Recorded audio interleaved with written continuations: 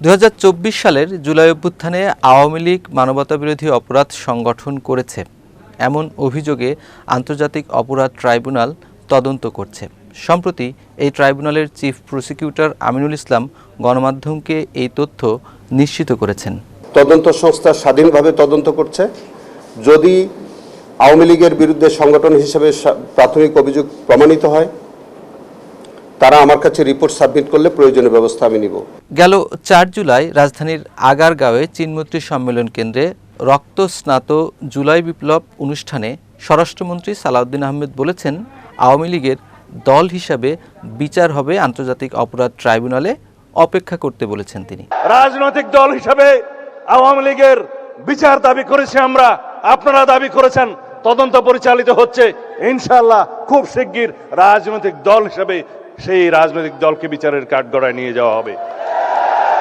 সংবিধানের 47 আর্টিকেল অনুসারে আইন সংশোধন করা হয়েছে, সন্ত্রাস বিরোধী আইনে আছে, আইসিটি অ্যাক্টে আছে, রাজনৈতিক দলের সংগঠনের বিচার করা যাবে। সুতরাং অপেক্ষা করুন। বর্তমান সরকারের প্রাথমিক ও গণশিক্ষা প্রতিমন্ত্রী ববি হাজ্জাজ তিনি 2024 সালের 2 অক্টোবর আন্তর্জাতিক অপরাধ ট্রাইব্যুনালে গিয়ে একটি অভিযোগ দাখিল করেন। তিনি অভিযোগ জানান, আওয়ামী লীগ, ছাত্রলীগ, যুবলীগ এবং তাদের শরিক 14 দল 2024 সালের জুলাই অভ্যুত্থানে মানবতাবিরোধী অপরাধ সংগঠন করেছে, সুতরাং তাদের বিচার করতে হবে। মানবতা বিরোধী অপরাধের জন্য যারা দায়ী, তারা দল হোক, গোষ্ঠী হোক, অর্গানাইজেশন হোক, ব্যক্তি হোক, মিনিমাম তো ভাই 10 বছর তাদেরকে নিষিদ্ধ ঘোষণা করা উচিত বলে আমি মনে করি। এরপর বিএনপিও একই অভিযোগ নিয়ে যায় আন্তর্জাতিক অপরাধ ট্রাইব্যুনালে। সারা দেশ থেকে বিভিন্ন ব্যক্তিও আওয়ামী লীগের বিরুদ্ধে অভিযোগ দাখিল করেন এবং তারাও বিচার চান। 2025 সালের 7 অক্টোবর থেকে আন্তর্জাতিক অপরাধ ট্রাইব্যুনাল এই অভিযোগের তদন্ত করছে। এখনও পর্যন্ত তদন্ত শেষ হয়নি। বর্তমানে কার্যক্রম নিষিদ্ধ আওয়ামী লীগ 2024 সালের 19 এবং 29 জুলাই গণভবনে বৈঠক করে 14 দলের সাথে। সেখানে তারা এই জুলাই অভ্যুত্থানকে দমন করার সিদ্ধান্ত নেয়, এমনকি তারা সেই বৈঠক থেকে কারফিউ জারি করে এবং দেখামাত্র গুলি করার মতো কথাও তারা বলেছিল। তখন 19 জুলাই থেকে 5 আগস্ট পর্যন্ত বাহিনীগুলোর দমনের পাশাপাশি আওয়ামী লীগ ও তাদের সহযোগী সংগঠন শরিক দলগুলোর নেতাকর্মীরাও আন্দোলনকারী ছাত্র জনতাকে প্রকাশ্যে হত্যা করে, নির্যাতন করে, যার ভিডিও ফুটেজ ভার্চুয়াল মাধ্যমে আছে। ওই বৈঠক থেকে জুলাই আন্দোলন দমন করার সিদ্ধান্ত নিয়েছে। আন্তর্জাতিক অপরাধ ট্রাইব্যুনালেই মহান মুক্তিযুদ্ধে মানবতাবিরোধী অপরাধ সংগঠনের দায়ে জামায়াত নেতাদের বিচার করে তা কার্যকর করেছে বিগত আওয়ামী লীগ সরকার। সে সময়ই সরকার চেয়েছিল ট্রাইব্যুনালের মাধ্যমে জামায়াত ইসলামীর সংগঠন হিসাবে বিচার করার জন্য, কিন্তু 1973 সালের ক্রাইমস ট্রাইব্যুনাল অ্যাক্টে সংগঠনের বিচার করার বিষয়টি উল্লেখ ছিল না, যে কারণে আইন সংস্কার করে আলাদাভাবে জামায়াত ও ছাত্র সংগঠন ইসলামী ছাত্র সংঘের বিচারের মামলা করতে পারেনি তৎকালীন সরকার। তবে ব্যক্তি অপরাধীর রায় প্রদানের সময় ট্রাইব্যুনাল বলেছিল, জামায়াত সন্ত্রাসী সংগঠন, মুক্তিযুদ্ধে মানবতাবিরোধী অপরাধের সংগঠনের দায় এই সংগঠনটি এড়াতে পারে না। যদিও উচ্চ আদালতের নির্দেশে এক রিট মামলায় স্থগিতাদেশের কারণে ও নির্বাহী আদেশে সন্ত্রাসী সংগঠন হিসেবে 2014 সাল থেকে 2024 সাল পর্যন্ত সাধারণ নির্বাচনে অংশগ্রহণ করতে পারেনি জামায়াত, এমনকি প্রকাশ্যে কোনো রাজনৈতিক কর্মকাণ্ডও চালাতে পারেনি। পাকিস্তান আমলে আওয়ামী লীগ মোট 2 বার নিষিদ্ধ হয়েছিল। স্বাধীনতার পরে একবার হয়েছিল, আবার 2025 সালে নিষিদ্ধ হলো আওয়ামী লীগ।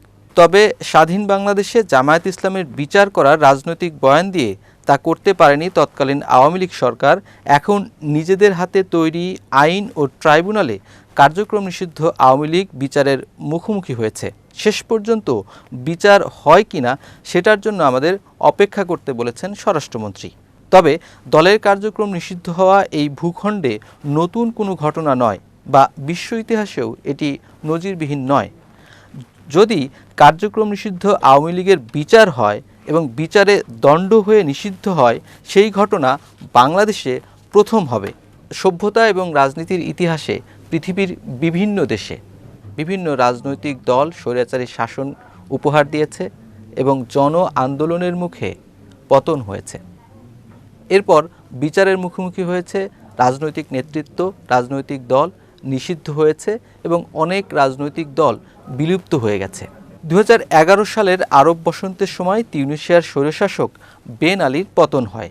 দমনপীড়ন ও দুর্নীতির দায়ে বেন আলীর দল ডেমোক্রেটিক কনস্টিটিউশনাল র্যালি আরসিডিকে বিচারের মাধ্যমে নিষিদ্ধ করে সম্পদ বাজেয়াপ্ত করা হয়। বেন আলীকে যাবজ্জীবন কারাদণ্ড দেওয়া হয়। পতনের পর বেন আলী সৌদিতে পালিয়ে গিয়েছিলেন এবং সেখানেই তিনি মারা যান। 2013 সালে মিশরের সামরিক অভ্যুত্থানের পর দেশটির একটি আদালত মুসলিম ব্রাদারহুড এবং তাদের রাজনৈতিক শাখা ফ্রিডম অ্যান্ড জাস্টিস পার্টিকে নিষিদ্ধ ঘোষণা করে। 2014 সালে মিশরের সর্বোচ্চ প্রশাসনিক আদালত দলটিকে সম্পূর্ণ বিলুপ্ত করার রায় দেয়। রাষ্ট্রদ্রোহ, গুপ্তচরবৃত্তিসহ বেশ কিছু অপরাধে শীর্ষ নেতাদের দণ্ডিত করা হয়।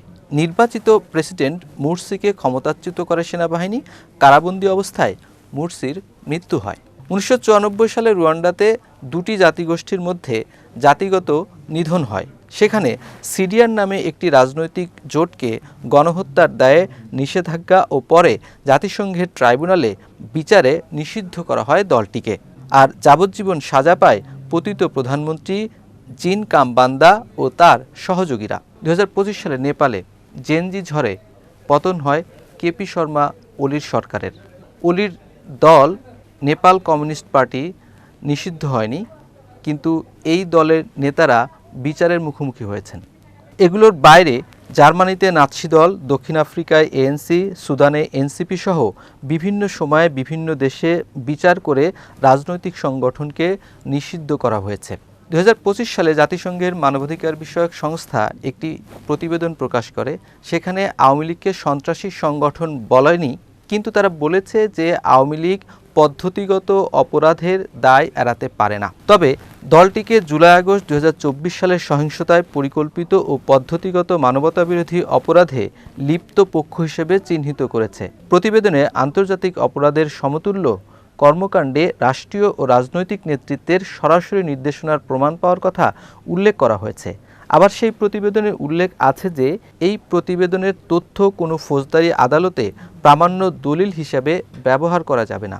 আন্তর্জাতিক বিভিন্ন মানবাধিকার সংস্থা স্পষ্ট করে বলেছে যে কোনো দলকে নির্বাহী আদেশে যদি দীর্ঘমেয়াদে নিষিদ্ধ করে রাখা হয় তাহলে গণতান্ত্রিক বহুত্ববাদের জন্য তা অন্তরায়। তারা এও বলছে বিচার করার ক্ষেত্রে যেন আন্তর্জাতিক মানদণ্ড বজায় রাখা হয়, তড়িঘড়ি করে দণ্ড কার্যকর করার বিচার যেন না করা হয় সেদিকে খেয়াল রাখতে বলেছে আন্তর্জাতিক সম্প্রদায়। ট্রাইব্যুনালে দণ্ডের কথা উল্লেখ করে বাংলাদেশ সরকার বেশ কয়েকবার দিল্লিকে চিঠি দিয়েছে এবং শেখ হাসিনাকে ফেরত চেয়েছে, কিন্তু ভারত সরকার এ বিষয়ে কোনো জবাব দেননি। শেখ হাসিনা সেখানে অবস্থান করছেন এবং সেখান থেকে বিভিন্ন সময়ে ভার্চুয়াল মাধ্যমে নানা রকম কথা বলছেন।